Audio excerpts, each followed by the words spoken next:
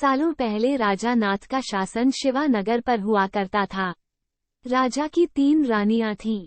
राजा अपनी तीनों पत्नियों में से सबसे ज्यादा अपनी पहली पत्नी को प्यार करता था, क्योंकि वो खूब सुंदर थी।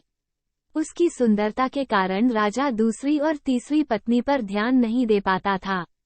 वह अपनी दूसरी पत्नी को दोस्त मानता था और तीसरी पत्नी पर बिल्कुल गौर नहीं करता था। इधर राजा की तीसरी पत्नी उससे बेहद प्रेम करती थी, लेकिन राजा को तीसरी रानी का प्यार कभी दिखाई ही नहीं दिया।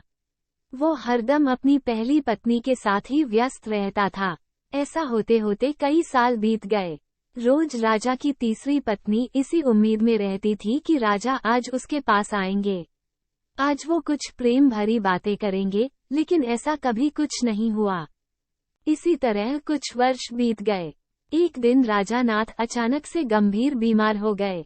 उनकी तबीयत देखते ही देखते खराब होती गई और उनके जीवित रहने की उम्मीद कम हो गई। तब राजा ने अपने पहली पत्नी को बुलावा भेजा।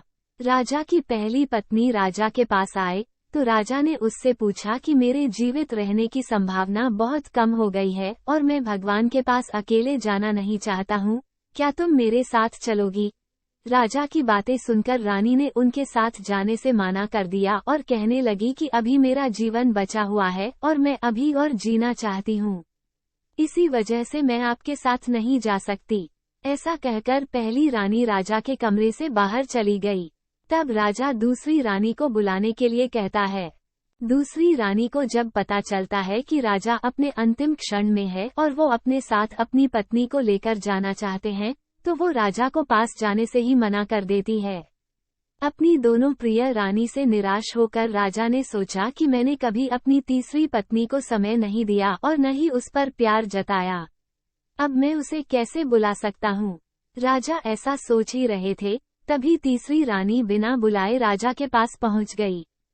तीसरी रानी को राजा की इच्छा पता होती है, इसलिए वो सीधे राजा से कहती है, स्वामी मैं आपके साथ चलने के लिए तैयार हूँ। रानी की बात सुनकर राजा को बहुत खुशी हुई। साथ ही उन्हें यह निराशा हुई कि उसने सारी जिंदगी उस रानी से ठीक तरह से प्यार नहीं जताया, लेकिन यही मुझसे सबसे ज्यादा प्रेम करती है। उसी वक्त राजगुरु एक जाने माने वैद्य को लेकर आते हैं, जो राजा की तबीयत को ठीक कर देता है। राजा ठीक होते ही अपनी तीसरी रानी से प्रेम करने लगा।